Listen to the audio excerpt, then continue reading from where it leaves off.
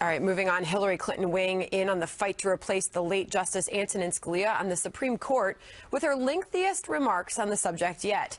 The Democratic frontrunner slamming Republicans for not acting on Judge Merrick Garland, President Obama's nominee to fill the vacancy. Clinton calling the standstill a make-or-break moment that is revealing the worst of our politics.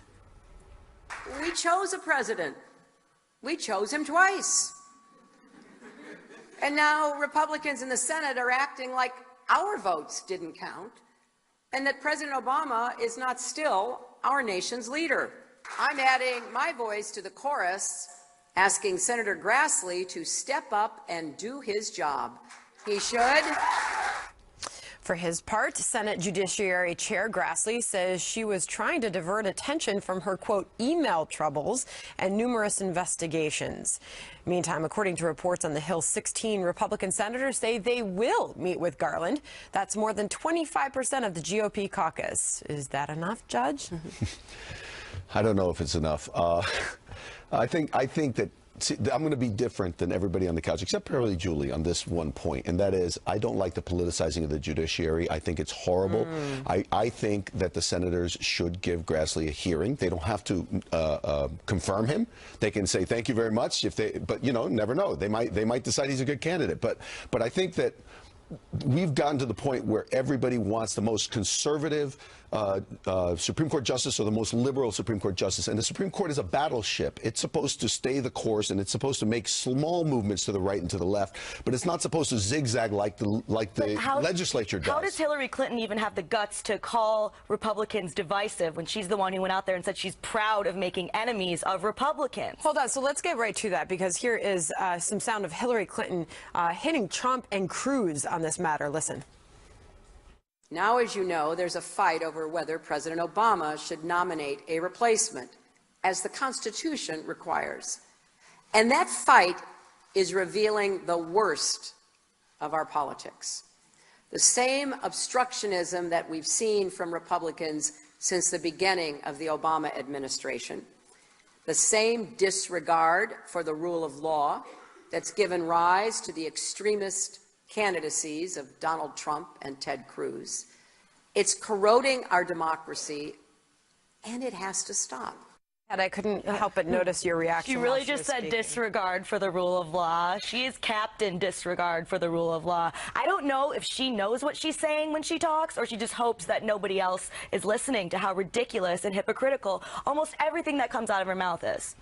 Well, let me just say this. I hope the Republicans are feeling super lucky. I mean, really, I hope they're feeling very lucky. I hope they're very confident that they're going to win the White House, and I hope they're very confident they're going to keep the Senate. I look at polling that says it's a 50-50 proposition at best. So they could either take the deal that's behind door number one, which is a moderate judge who they all approved unanimously for his current job, a man that somebody like Orrin Hatch said that Obama would never nominate because he's too moderate, and Obama called his bluff.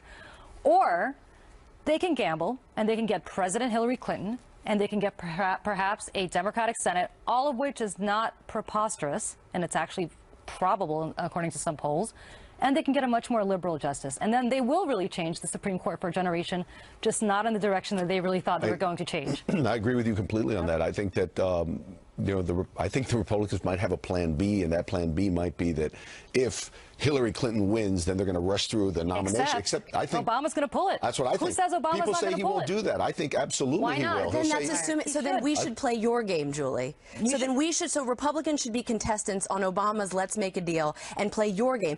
I think Republicans should start playing their game. Go for it. And they're doing that, and that's exactly what they're doing. They don't have to constitutionally take up this nominee. They don't have to hold hearings if they don't want to, and that's exactly what they're doing. Where I'm going to criticize Republicans is for applying one school of thought, which is, you heard Mitch McConnell say, let the people decide on this one. Let the people also decide the Republican nomination and decide their candidate as well. Because if they don't let both of those things happen, then they're unlikely to win the White House in the fall. And I do think that If they get the White House in the fall, which is the hope, if they can unite now and stop trying to have a brokered or divided convention and let the people have their say and stop trying to steal it, then they can have their own judicial pick. But they need to start doing things their way instead of doing things the way that President Obama is baiting and calling their bluff. But see, Andrea, I think the reason that the legislators are doing it is not because they believe in that fight. I think the reason they're doing it is to save their own skin.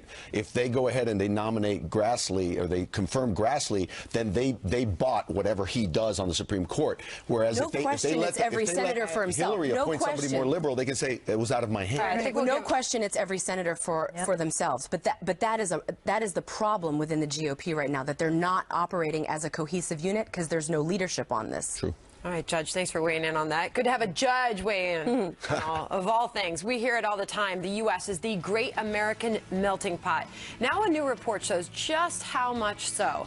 The number of immigrants and their children now numbers 61 million people.